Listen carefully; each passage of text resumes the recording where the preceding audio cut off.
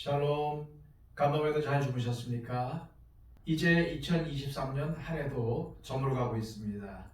새롭게 맞이할 2024년을 기대하며 이 소망 가운데 하나님께 예배하는 우리 모두가 되시기를 소망합니다.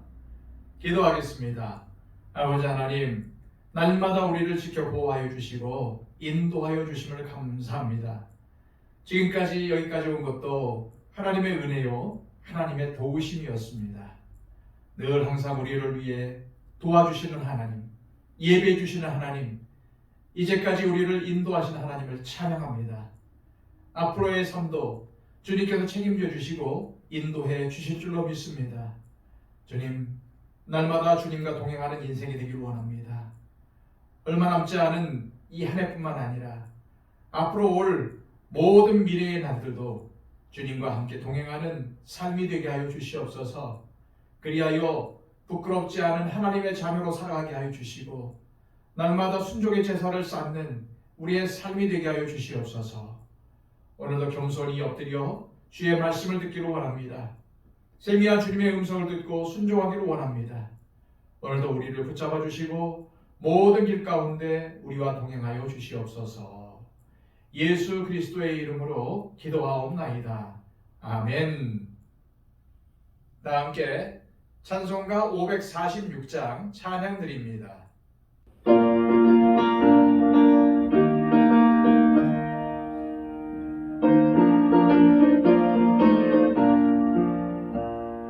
주님 약속하신 말씀 위에서 영원토록 주를 찬송하리라. 소리 높여 주께 영광 돌리며 약속 믿고 굳게 서리라. 굳게 서리 영원하신 말씀 위에 굳게 서리. 굳게 서리 그 말씀 위에 굳게 서리라. 주님 약속하신 말씀 위에서 세상 염려 내게 엄습할 때에 용감하게 힘써 싸워 이기며 약속 믿고 굳게 서리라. 굳게 서리 영원하신 말씀 위에 굳게 서리. 굳게 서리 그 말씀 위에 굳게 서리라. 주님 약속하신 말씀 위에서 영원하신 주의 사랑 힘입고 성령으로 힘써 싸워 이기며 약속 믿고 굳게 서리라. 굳게 서리 영원하신 말씀 위에 굳게 서리. 굳게 서리 그 말씀 위에 굳게 서리라. 주님 약속하신 말씀 위에서 성령 인도하는 대로 행하며 주님 품에 항상 안식 얻으며 약속 믿고 굳게 서리라. 굳게 서리 영원하신 말씀 위에 굳게 서리. 굳게 서리 그 말씀 위에 굳게 서리라. 이 시간 우리에게 주시는 하나님의 말씀은 신약성경 데살로니가전서 5장 9절에서 11절까지의 말씀입니다. 신약성경 332쪽입니다. 하나님이 우리를 세우심은 노하심에 이르게 하심이 아니요 오직 우리 주 예수 그리스도로 말미암아 구원을 받게 하심이라. 예수께서 우리를 위하여 죽으사 우리로 하여금 깨어 있든지 자든지 자기와 함께 살게 하려 하셨느니라. 그러므로 피차 권면하고 서로 덕을 세우기를 너희가 하는 것 같이 하라. 아멘. 예수님을 믿는 우리 그리스도인들에게 있어서 가장 큰 소망은 무엇일까요? 그것은 구원의 완성, 즉 영생입니다. 우리가 이처럼 신앙생활을 계속 이어가는 것은 이처럼 분명한 목표가 있기 때문입니다. 우리가 이 영생의 소망을 품고 살아갈 때에 이 세상에서 어렵고 힘든 일을 당하거나 영적인 시험에 들어도 신앙의 경주를 포기하지 않고 끝까지 결승점을 향해 달릴 수 있게 됩니다. 사실 영생을 누린다는 것은 우리가 선택하고 안 하고의 문제가 아닙니다. 이 세상을 살아가는 모든 사람들은 영생 아니면 영원한 형벌 둘 중 하나를 받을 수밖에 없기 때문입니다. 이것은 천지를 창조하시고 인생을 주관하시는 하나님께서 세우신 법칙입니다. 그러므로 영생을 얻지 못한다는 것은 영원한 형벌을 받게 된다는 의미입니다. 그러니 영생의 소망이 얼마나 중요합니까? 이 세상에서 하나님의 축복을 받는 것도 귀하지만 영생의 축복은 이 세상에서 받는 하나님의 축복과는 비교가 안 되는 것입니다. 이 세상에서 하나님이 축복을 주시는 것도 사실은 우리가 끝까지 믿음의 경주를 마치도록 이끌어 주시기 위해서이기도 합니다.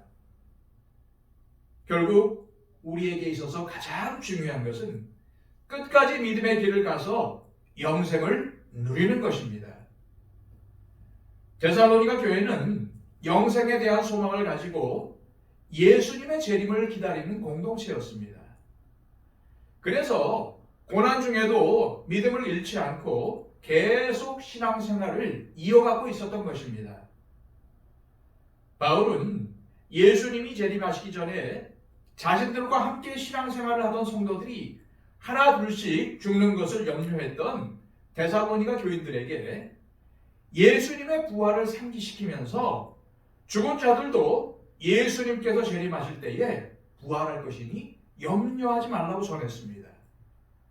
즉 예수님이 재림하시기 전 이미 죽었던 성도들이나 살아있는 성도들 모두가 예수님을 영접하게 될 것이라고 전함으로 예수님의 재림 전에 죽은 성도들 때문에 근심하며 염려했던 성도들의 불안을 잠재우고 더욱 부활의 영광과 예수님의 재림을 고대하는 신앙생활을 할 수 있도록 독려한 것입니다. 또한 바울은 언제 예수님께서 재림하실지 궁금해하는 데살로니가 교인들에게 이것은 하나님의 전적인 주권 아래에 있다는 사실을 강조했습니다. 예수님은 마치 감중의 집을 침입하는 도둑처럼 오실 것입니다. 예수님을 믿지 않는 자들이나 예수님을 맞을 준비가 되어 있지 않은 자들에게는 갑자기 예수님께서 도둑처럼 집에 들이닥칠 것입니다. 그렇게 되면은 그들은 큰 두려움과 공포에 휩싸일 것입니다. 하지만 데살로니가 교인들은 낮에 속하였으니 그러한 불행한 사태를 맞지 않게 될 것이라고 바울은 위로했습니다. 예수님이 언제 재림하실지는 오직 하나님만이 아십니다. 하지만 분명한 것은 예수님은 정말 재림하십니다. 그래서 우리는 예수님의 재림을 기대하며 평소에 예수님 맞을 준비를 하고 있어야 합니다. 이런 사람들은 예수님을 도둑처럼 맞이하지 않습니다. 이미 우리는 빛의 자녀요, 낮의 자녀이기 때문입니다. 빛의 자녀요, 낮의 자녀인 우리들은 주님을 기쁨으로 맞이하게 될 것입니다. 또한 바울은 예수님의 재림을 소망하는 데살로니가 교인들에게 그리스도인이 어떠한 존재인지도 분명히 밝힙니다. 9절입니다. 하나님이 우리를 세우심은 노하심에 이르게 하심이 아니요 오직 우리 주 예수 그리스도로 말미암아 구원을 받게 하심이라. 즉 우리 그리스도인들은 하나님께 선택을 받았다는 것입니다. 다시 말해서 하나님의 전적인 은혜로 구원받기로 예정이 되어 있다는 것입니다. 그러니 내가 혹시 구원을 못 받으면 어쩌나 하는 두려움에 사로잡혀 있지 말라는 겁니다. 구원의 확신을 가지고 담대하게 살아가라는 것입니다. 구원의 확신은 하나님의 전적인 은혜를 믿고 의지할 때 가질 수 있는 확신입니다. 내가 나를 바라보고 내가 과연 구원받을 수 있을까라고 묻는다면 어느 누구도 나는 확실히 구원받을 수 있다라고 대답하지 못할 것입니다. 왜 그럴까요? 나는 구원받기에는 정말 연약하고 부족한 사람이라는 것을 그 누구보다도 잘 알고 있기 때문입니다. 그런데 이렇게 부족한 사람인 우리가 어떻게 구원의 확신을 가지고 살 수 있겠습니까? 오직 부족한 나를 택하시고 하나님의 자녀로 삼으신 하나님의 은혜를 의지할 때에 우리는 구원의 확신을 가지고 살 수 있게 됩니다.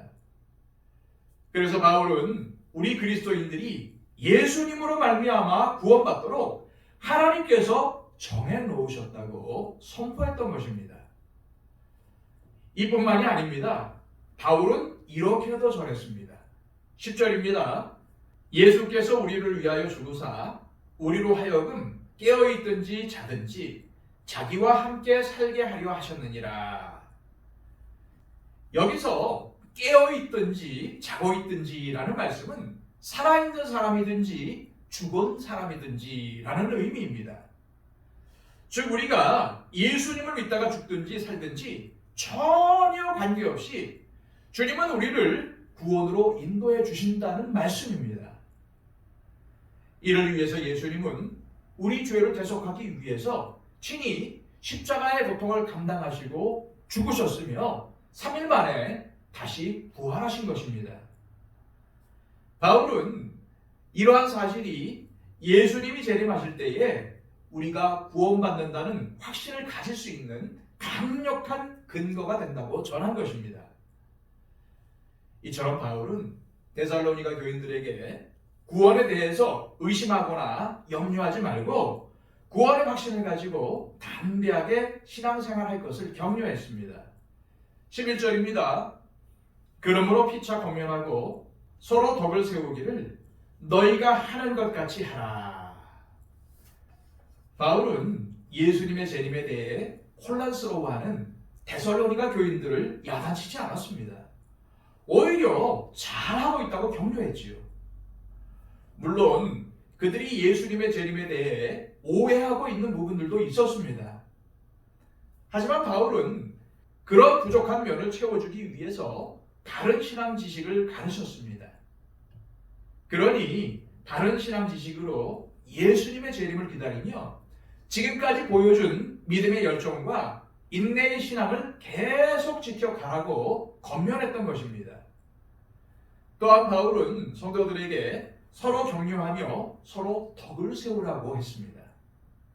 그래야만 모든 성도들이 구원의 길을 갈 수 있고 아직 주님을 모르는 사람들도 성도들이 보여주는 이러한 사랑의 삶을 보고 주님을 믿으려고 할 것이기 때문입니다. 저와 여러분들은 예수님을 구주로 믿습니다. 예수님이 내 죄를 위해서 십자가에 달려 죽으셨다고 믿습니다. 주님께서 이 부족한 나를 택하셨다고 믿습니다. 또한 주님께서 우리를 위하여 영원한 하나님 나라를 예배해 놓으셨다고 믿습니다. 그러니 담대하십시오.